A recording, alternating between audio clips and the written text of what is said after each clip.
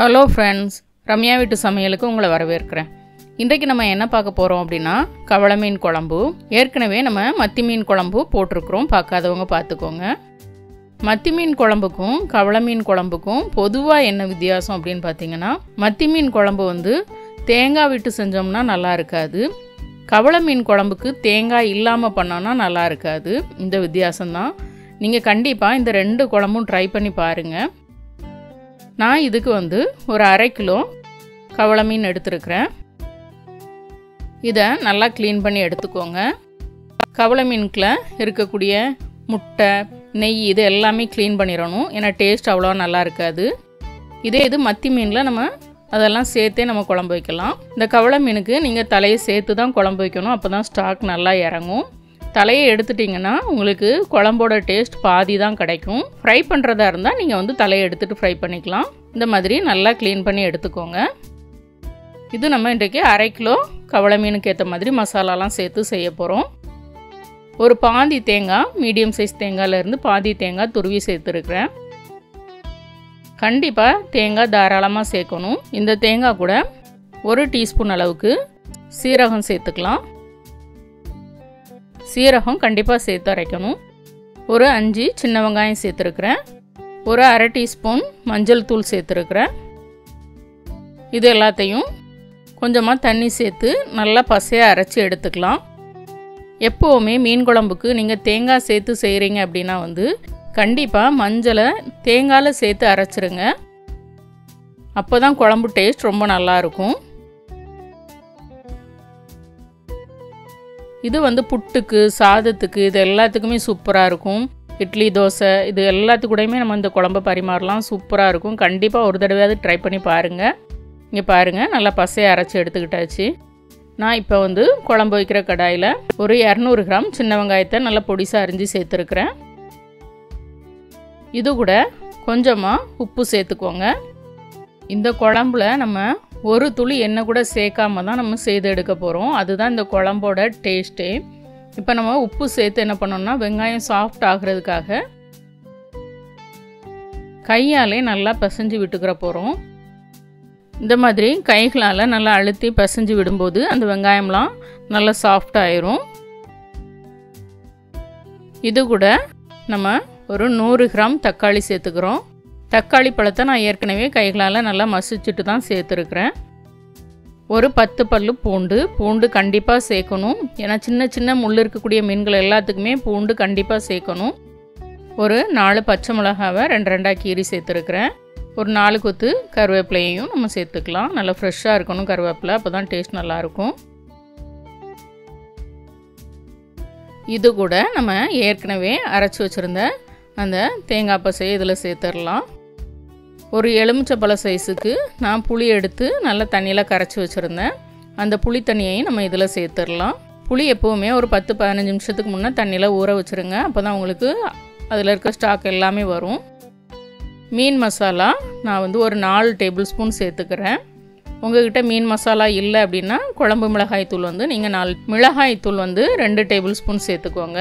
ஏன்னா தேங்காய் நம்ம நிறைய சேர்த்துருக்குறோம், மிளகாய் தூள் சேர்த்தா தான் உங்களுக்கு காரம் பேலன்ஸ் ஆகும். இப்போ நமக்கு தேவையான உப்பு சேர்த்துக்கலாம். சேர்த்துட்டு தண்ணி உங்களுக்கு எந்த அளவுக்கு தேவையோ அதை பார்த்து சேர்த்துக்கோங்க. இந்த குழம்பு கொஞ்சம் தண்ணியாக தான் இருக்கணும். அதே நேரத்தில் உங்களுக்கு மசாலா மீனில் நல்லா பிடிக்கிற மாதிரி இருக்கணும், அந்தளவுக்கு நீங்கள் செய்து இறக்கணும். இங்கே பாருங்கள், இந்த அளவுக்கு நீங்கள் தண்ணியாக வச்சுருந்தீங்கன்னா தான் ஒரு 15 நிமிஷம் குழம்பு நல்லா கொதித்து நல்லா வற்றி வரும்போது கரெக்டான பக்குவத்தில் இருக்கும். குழம்பு ஒரு 3 நிமிஷம் நல்லா கொதித்ததும் நம்ம க்ளீன் பண்ணி வச்சுருக்கிற கவளை மீன் எல்லாத்தையும் அதில் சேர்த்துக்கலாம். நீங்கள் 1/2 கிலோ மீன் வாங்கினீங்கன்னா இதே மசாலா போட்டிங்கன்னா குழம்பு சூப்பராக இதே பக்குவத்தில் வந்துடும். எப்போவுமே மீன் சேர்த்ததும் ஒரு தடவை கிளறி விட்டுக்கோங்க.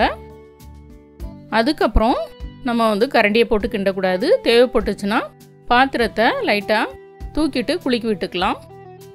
ஒரு 10 நிமிஷம் திறந்து விட்டு நல்லா கொதிக்க விடுங்க.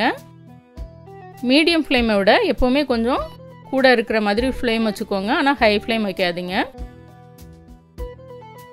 ஒரு 10 நிமிஷம் நல்லா கலகலன்னு கொதிச்சு அந்த குழம்பு வந்து இங்கே பாருங்கள், இந்த அளவுக்கு உங்களுக்கு வந்து நல்லா மசாலாலாம் மேலே தெளிஞ்சு வந்துருச்சு. ஃபஸ்ட்டு மசாலா தான் ஒதுங்கும், அதுக்கப்புறம் தான் தேங்காயில் இருக்க எண்ணெய் ஒதுங்கும். இங்கே பாருங்கள், மீன்லலாம் மசாலா இன்னும் பிடிக்கலை, இப்படி தான் இருக்கும். 10 நிமிஷத்துக்கு அப்புறம் நம்ம என்ன பண்ணணும் அப்படின்னா, இதை மீடியம் ஃப்ளேமை விட கொஞ்சம் குறைச்சி வச்சுட்டு அதுக்கப்புறம் மூடி வச்சு ஒரு 5 நிமிஷம் லோ ஃப்ளேமில் விட்டுறணும். 5லேருந்து ஒரு 7 நிமிஷம் வரைக்கும் கூட நீங்கள் லோ ஃப்ளேமில் விடலாம். அப்படி விடும்போது நாம் சேர்த்த தேங்காயிலேருந்து எண்ணெயெல்லாம் பிரிஞ்சு அந்த மசாலாவோடு சேர்ந்து நல்லா பிரிஞ்சு வந்துடும். இங்கே பாருங்கள், இந்த மாதிரி வந்துடும். இப்போ நமக்கு குழம்பு ரெடி ஆகிட்டு, இந்த ஸ்டேஜில் இதுக்கு ஒரு தாளிப்பு கொடுக்கணும். இந்த தாளிப்பும் கூட நம்ம வந்து எண்ணெய் சேர்க்காம தான் செய்யணும்.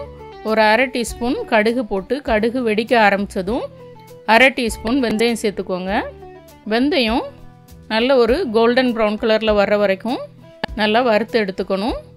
ரொம்ப கரிஞ்சிருச்சுன்னா குழம்பு கசக்கும்.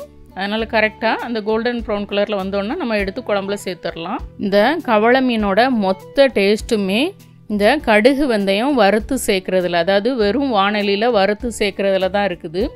இதை சேர்த்து நம்ம மூடி வச்சுட்டோம் அப்படின்னா ஒரு 10 நிமிஷம் கழித்து நீங்கள் அந்த குழம்பை திறந்து பார்த்தீங்கன்னா அவ்வளோ ஒரு மணமாக இருக்கும்.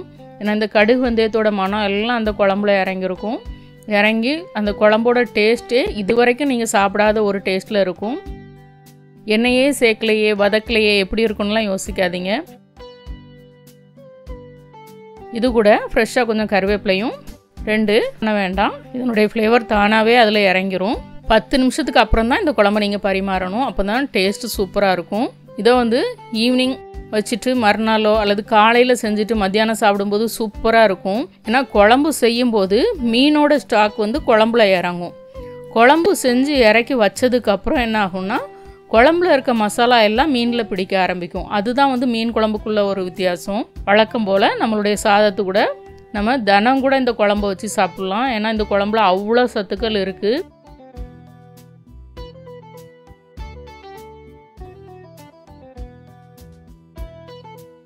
இங்கே பாருங்கள், நாங்கள் இந்த குழம்பு அது கூட அதே சாலை ஃப்ரை, மாம்பழம், ஒரு காய் பொரியல், இதுதான் பெரும்பாலும் எங்கள் வீட்டில் வாரத்தில் 2-3 நாள் இந்த மாதிரி ஒரு மீல்ஸ் தான் இருக்கும். இந்த குழம்பு வந்து சாதத்து கூடயும் சரி, மற்றபடி இட்லி தோசை எல்லாத்துக்கூடையும் சாப்பிட்லாம். அதே நேரத்தில் நீங்கள் புட்டு வைக்கிறீங்க அப்படின்னா இந்த குழம்பு வச்சு பாருங்கள், அதை அடிச்சிக்க சான்ஸே கிடையாது, அவ்வளோ ருசியாக இருக்கும். அதே மாதிரி நீங்கள் கப்பக்கிழங்கு, அதாவது மரவள்ளி கிழங்கு வாங்கினீங்கனாலும் வேக வச்சுட்டு நல்லா மசிச்சு விட்டுட்டு இந்த குழம்பு கூட சேர்த்து சாப்பிட்டு பாருங்கள். பிரேக்ஃபாஸ்ட்டுக்கெலாம் சூப்பராக இருக்கும். கண்டிப்பாக ஒரு தடவை ட்ரை பண்ணி பாருங்கள். ட்ரை பண்ணி பார்த்துட்டு ரம்யா வீட்டு சமையலுக்கு சப்ஸ்கிரைப் பண்ணுங்கள், லைக் பண்ணுங்கள், ஷேர் பண்ணுங்கள். வீட்டில் சமைச்சு சாப்பிடுங்க, வீணாக்காமல் சாப்பிடுங்க. மீண்டும் புது வீடியோவில் சந்திக்கலாம். பாய்.